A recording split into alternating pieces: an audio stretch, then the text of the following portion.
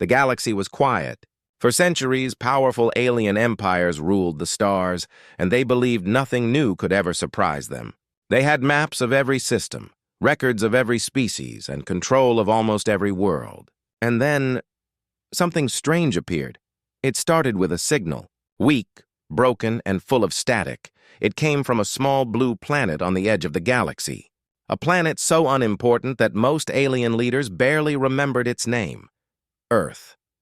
At first, the Galactic Council laughed. The signal was nothing compared to their advanced communications. They thought it was just another primitive world trying to call out into the void. One alien senator joked, "Maybe they are asking for food." The hall filled with laughter. To them, humans were weak, fragile, and harmless. But not everyone was laughing.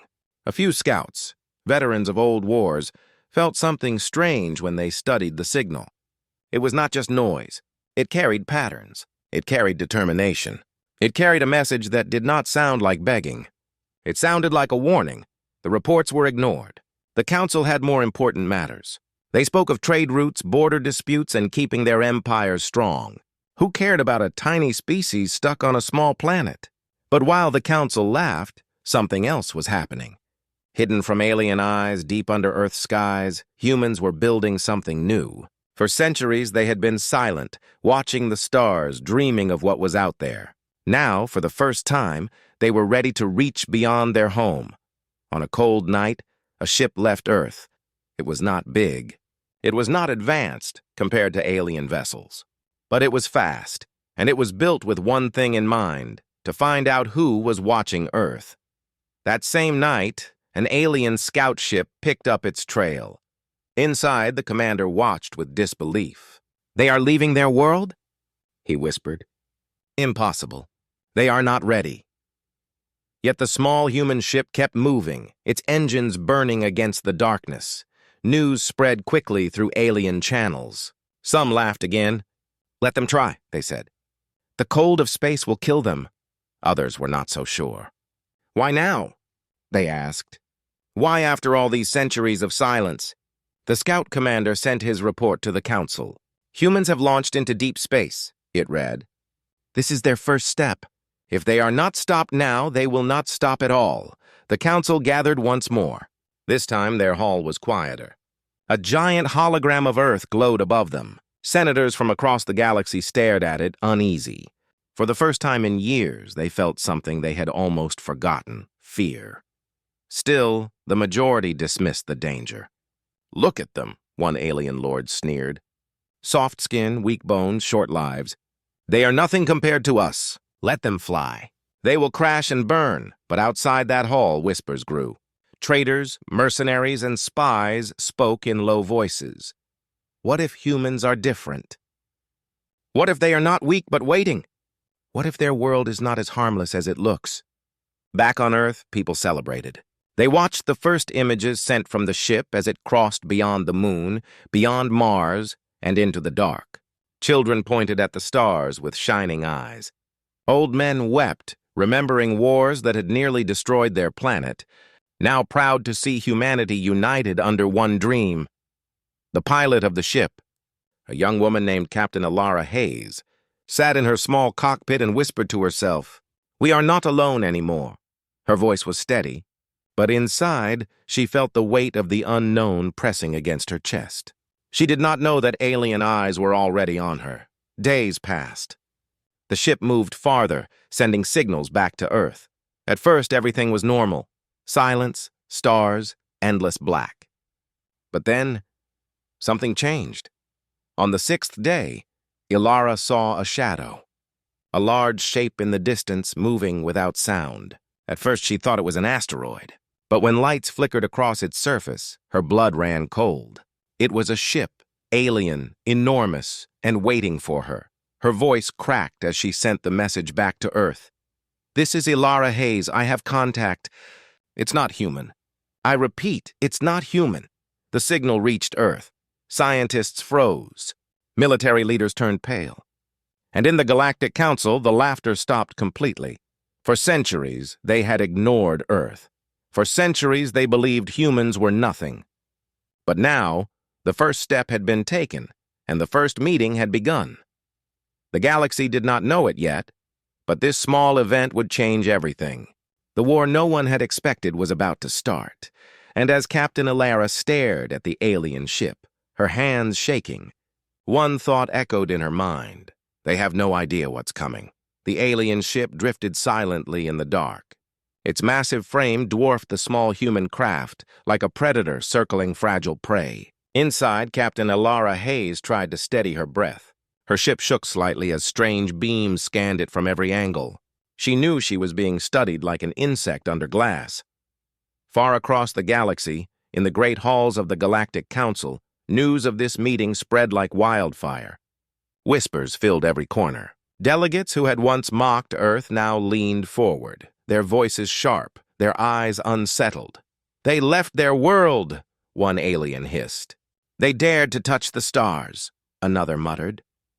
The council leader, a tall reptilian creature with golden scales, struck the floor with his staff. "They are nothing. A forgotten planet. A primitive race. Do not waste our time," but not all agreed. A thin, scarred alien general stood slowly. His voice was deep and cold, carrying the weight of centuries of war. "I have seen many species rise," he said. "Some strong, some weak.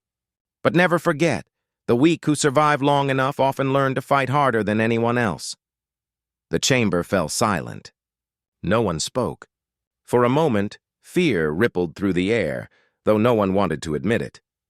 Back near Earth, Captain Ilara's ship was pulled closer by the alien vessel. She felt her stomach twist as metallic arms locked around her craft. A door opened in the black wall ahead, swallowing her into the unknown. Inside the alien hangar, bright lights blinded her. She could hear the low hum of engines, the clicking of claws against metal floors, and voices speaking in a language she could not understand. She tightened her grip on the small pistol strapped to her leg, not that it would matter against something this advanced. The aliens studied her carefully. They expected fear. They expected her to cry, to beg, to collapse under pressure. But Alara stood tall. Her voice was steady when she spoke into her recorder. "This is Captain Alara Hayes of Earth. If you find this recording, humanity is not alone." The aliens tilted their heads, their dark eyes narrowing. She had shown no fear. That unsettled them more than anything. The first reports from this encounter were rushed back to the Galactic Council. Scouts described humans as fragile creatures with soft skin, small bodies, and limited weapons. But alongside that came something else, something that made even the oldest generals pause. Despite their weakness, the report read, they do not break easily. They adapt. Their minds are sharp, quick, unpredictable. They learn while under threat. For the first time, the council was divided. Half still mocked Earth, calling them children playing with fire. The other half whispered warnings in the shadows. One ambassador leaned close to another and whispered words that would echo for years. They are not what they seem. On Earth, the first images from Ilara's ship shook the planet. Blurry shapes of alien corridors, strange lights, and the sound of voices unlike anything heard before. Governments panicked, militaries scrambled, and ordinary people stared at their screens in shock and awe. For centuries, humans had wondered if they were alone. Now they knew the truth, and it was more terrifying than they ever imagined. Children cried at night, asking their parents if monsters were coming. Old war veterans clenched their fists, muttering, "If they come for us, we fight." The world was no longer the same. Humanity's forgotten place in the galaxy was over. They had been noticed. Meanwhile, Ilara remained trapped aboard the alien vessel. They did not harm her, not yet. Instead, they questioned her with strange devices, showing her images of Earth, testing her reactions. They wanted to know, was humanity truly dangerous? Or just another weak species waiting to be ruled? But the more they studied her, the more uneasy they became. Her eyes never wavered. Her answers never begged. Even when she spoke of Earth's wars, Earth's struggles, Earth's endless fight for survival, her voice carried something the aliens could not understand: hope. It frightened them more than any weapon. The alien commander sent one last message to the council before vanishing into deep space with Ilara still aboard. "If humans are left alone, they will rise. If they are challenged, they will become stronger. If they are threatened, they will never stop. The word spread like a virus through the halls of power. For the first time in centuries, the galaxy trembled, not from an empire, not from a weapon, but from a small, forgotten world. And on Earth, as leaders prepared for the worst, people whispered to each other in fear and excitement, "What if this is only the beginning?" The galaxy thought Earth would stay silent. They thought the humans would remain trapped on their small blue planet, too weak to resist, too fragile to fight. But they were wrong. When Captain Alara Hayes was taken, Earth changed. The message she left before capture spread across the world. Her voice, calm but unshaken, lit a fire in every human heart. Humanity is not alone. We must be ready. For the first time in history, nations stopped arguing. Old enemies shook hands. Scientists worked day and night, building weapons and ships from scraps of technology they once used only for exploration. Humanity was terrified, but that fear turned into unity. The Galactic Council watched this with disbelief. They had seen many primitive species before. None of them ever stood against the stars. None of them ever dared to fight. But humans. Humans were different, so the Council decided to test them. A fleet was sent, nothing too large, only a dozen ships. Enough to frighten Earth, to force surrender, but not enough to waste valuable resources. The aliens expected a quick victory. They expected to break humanity before it could rise. The fleet arrived in Earth's orbit one quiet morning. Cities froze as shadows passed across the skies. Giant ships blotted out the sun, their metal bodies glowing with strange light. Sirens wailed. People ran into shelters. The world held its breath. The alien commander broadcast his voice across the planet. It was cold and sharp, translated into every language. Surrender your world. Surrender your species. Resist, and you will be destroyed. For a long moment, Earth was silent. And then a single voice answered back. It came from Earth's new defense network, patched together with old satellites and new systems. A general stood in the command room, sweat on his brow, but his words firm. "This is Earth. We do not surrender." The first clash began. Missiles roared from hidden bases. Old fighter jets, upgraded with new weapons, shot into the sky. They were tiny compared to alien warships, but they fought with desperate courage. Explosions lit up the clouds as fire streaked across the heavens. At first, the aliens laughed. Their shields stopped most of the attacks. Their weapons tore through human defenses. Cities trembled as the sky burned. It looked hopeless. But then something strange happened. Humans began adapting. When missiles failed, they switched to drones. When drones were destroyed, they used ground-based lasers, reflecting light off mirrors to strike at alien sensors. Every time the aliens countered, humans changed tactics faster than expected. The alien commander frowned. They are learning too quickly. One ship fell from the sky, then another. The aliens had never lost to a primitive species before. It was unthinkable. But here it was happening, above Earth, in real time. On the ground, people watched with tears in their eyes as alien fire lit up the night. Families huddled together, whispering prayers. Soldiers fought with everything they had, knowing most would never see another sunrise. But still, they fought. And in the middle of it all, hidden in the shadows of the alien fleet, Captain Alara Hayes stood inside her captor's ship. She watched the battle through a viewing window, her fists clenched. The aliens thought she would feel fear. Instead, her heart filled with pride. "They will not break," she whispered. "They will never break." By the end of the day, the alien fleet was in chaos. Half their ships were damaged. A third were destroyed. Their commander gave the order to retreat, his voice heavy with shame. Never before had the mighty Galactic Council been forced back by such a small, fragile species. The news spread like wildfire across the galaxy. Traders whispered it in ports. Soldiers muttered it in barracks. Entire planets buzzed with disbelief. The humans fought back. The humans survived. The humans won. Back on Earth, celebrations erupted. People filled the streets, cheering through tears.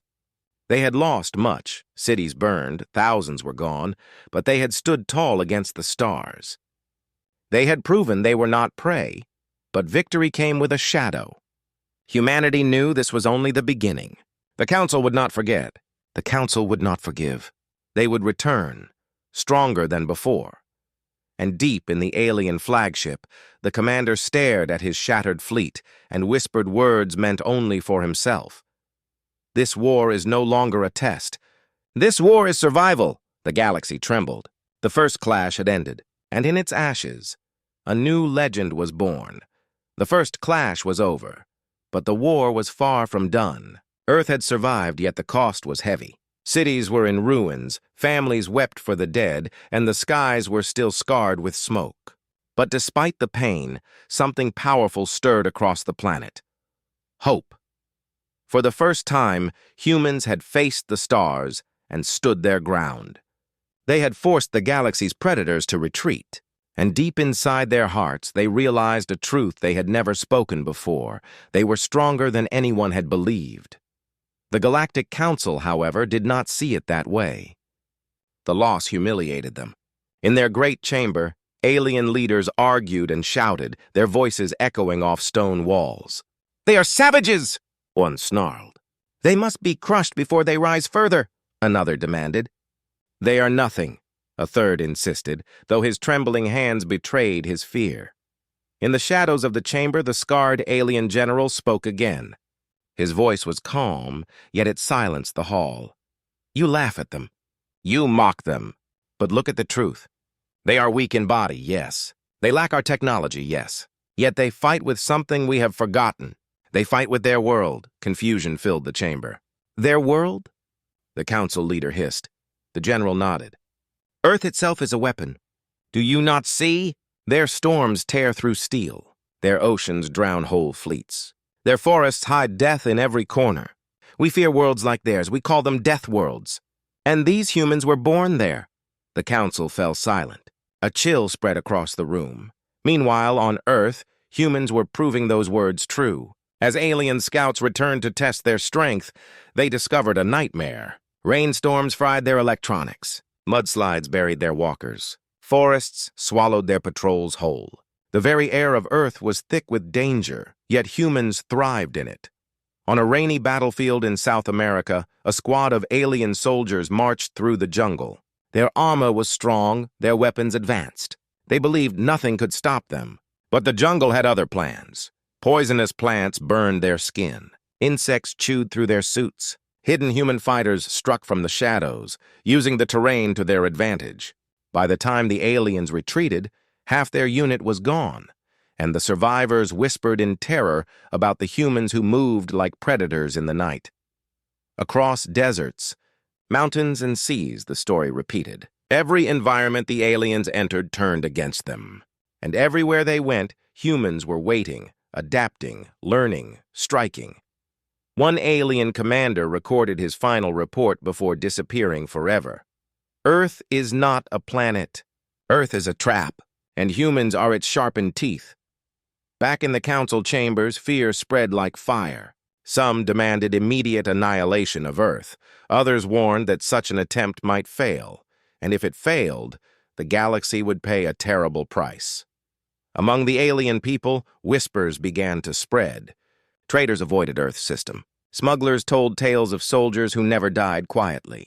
Veterans of the failed invasion spoke in hushed voices. "No war has ever felt like this." They do not fight for conquest. They fight like the hunted, and that makes them the most dangerous prey of all. On Earth, leaders gathered in underground bunkers. The world was scarred, but humanity was united. For once, borders did not matter. The only goal was survival. Factories worked day and night, building weapons stronger than ever. Engineers pushed old machines to new limits, and scientists studied every scrap of alien technology they had captured, unlocking secrets at a speed that shocked even themselves. And through it all, people remembered Captain Alara Hayes, still trapped somewhere among the stars. Her name became a symbol, her face painted on walls, her words repeated in every home. "We are not alone. We must be ready." In the darkness of her alien prison, Alara felt the shift. She could see it in her captor's eyes. At first, they mocked her. Then they feared her. Now they avoided her gaze completely. She knew why. They had seen what her people could do. As she stared out through the viewing window at the endless black of space, she whispered to herself, The council thinks they can control us. They do not understand. They have awakened something they cannot stop. And she was right, because across the galaxy the balance of power had already shifted. For the first time in centuries, the rulers of the stars felt a chill in their bones. The humans were rising, and nothing would ever be the same again. The galaxy had always believed in order. The Galactic Council stood as the heart of power, keeping balance between empires and species. But after the battles on Earth, that balance was broken. Fear had entered the hall, and fear changed everything. Inside the grand chamber, beneath ceilings carved with ancient victories, the leaders gathered. Holograms of destroyed alien fleets flickered in the air. Reports of losses echoed through the hall like whispers of ghosts. For the first time in centuries, the council was divided. One senator slammed his clawed fist on the table. "They are animals. Destroy them before they spread further. Burn their planet. Erase their name." Another, with eyes like liquid silver, shook her head. "You do not understand. Every strike makes them stronger. Every defeat teaches them. If we push harder, they will rise higher." Arguments filled the air, loud and bitter. Some wanted annihilation, others demanded restraint. But hidden beneath all the shouting was one truth none dared say aloud. They were afraid of humans. The scarred alien general, the same one who had warned them before, stood slowly. His voice carried over the noise. "I told you this would happen. You did not listen. Now you must choose. Crush them quickly or leave them alone. Anything else will lead to a war none of us can win." The chamber froze. Even the proudest leaders lowered their eyes. But before a decision could be made, another voice entered the hall. A messenger rushed in, carrying a new report. His scales were pale, his breathing short. He placed a glowing tablet on the table. "Counselors," he whispered, "the humans are building ships." Gasps filled the chamber. It could not be true.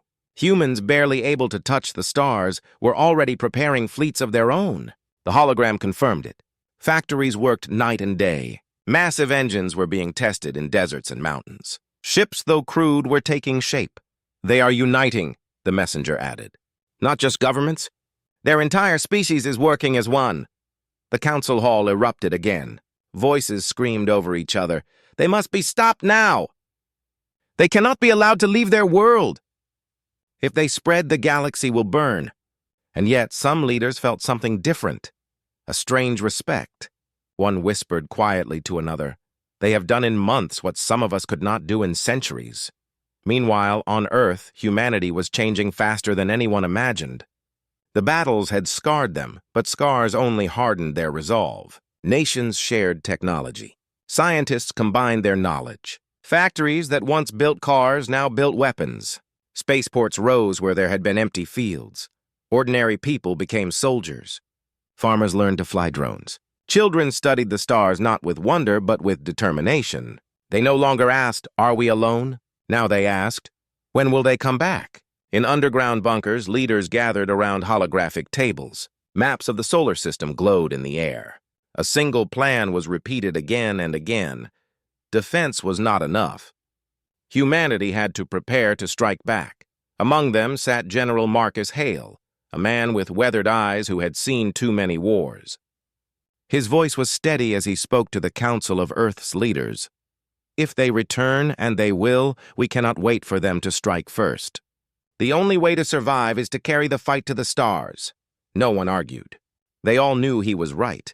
But even as humanity built their future, they did not forget Captain Alara Hayes. Her name was carved into statues, her image carried into rallies. She was alive, somewhere among the stars, and her people swore they would bring her home. Back in the Galactic Council, the division deepened. Half demanded a final invasion, half warned it would fail. The arguments grew so heated that threats were made. Old alliances cracked, and for the first time in centuries, the council itself seemed close to breaking apart. And in that chaos, one quiet sentence was spoken by the scarred general, his voice like a whisper of fate. "If the humans rise beyond their world, if they plant their flag among the stars, then the galaxy as we know it is finished." The chamber went silent. Every leader felt the weight of his words. Far away, on the edge of the solar system, Engines roared. The first human warship rose into the black, its steel hull glowing with fire as it broke free of Earth's pull. It was not beautiful. It was not perfect. But it was the beginning. And as the stars swallowed the ship, a new chapter opened. One the galaxy had never imagined. The first human warship drifted into the stars like a steel shadow.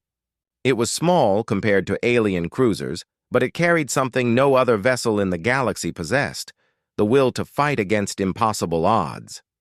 The Galactic Council expected hesitation. They believed humans would cling to defense, hiding behind their fragile planet. But they were wrong.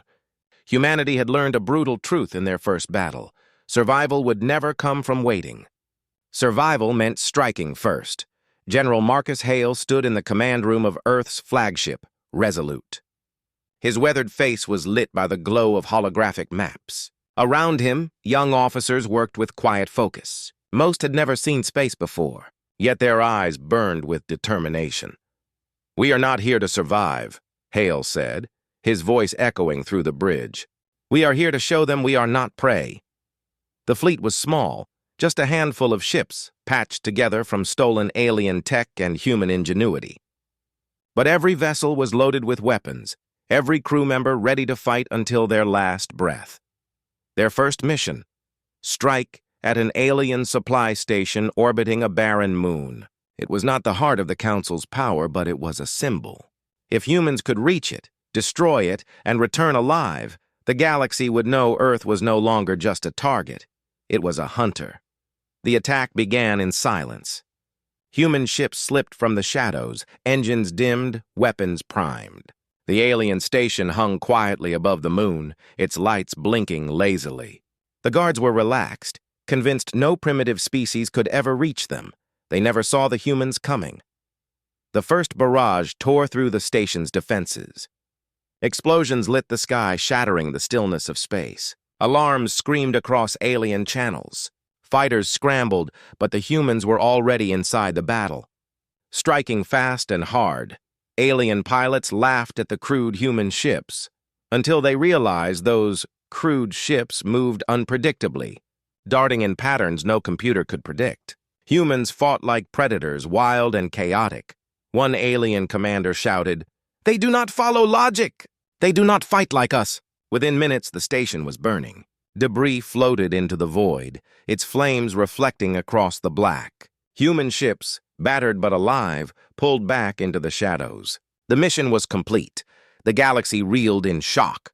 A species that was supposed to be primitive had just carried out an attack deep in alien space. Rumors spread like wildfire. Traitors whispered in fear.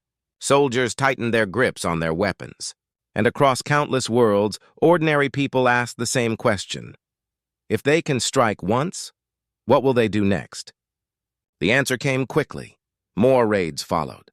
Small fleets of human ships appeared where no one expected them, ambushing supply lines, destroying patrols, vanishing into darkness before the Council could respond. They were too few to win a full war, yet too fierce to be ignored. Alien admirals grew restless. They had fought countless enemies across the stars, but none like this. Every battle with humans left scars on their fleets, on their pride, on their very belief that they were untouchable. Meanwhile, on Earth, the war changed the people. Factories thundered day and night. Families sent sons and daughters into the stars, knowing many would never return. The world lived in fear, but also in pride. For the first time, humanity was united under one banner, one purpose: to survive. Captain Ilara Hayes, still a prisoner aboard an alien dreadnought, heard the whispers among her guards. At first they mocked her species. Then they spoke with unease.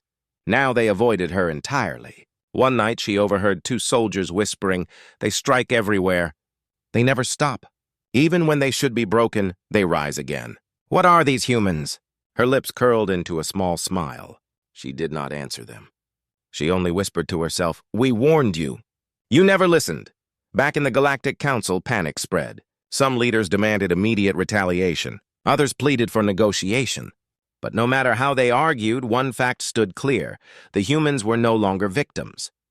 They were becoming a force the galaxy could not control. General Marcus Hale stood before his crew after yet another successful raid.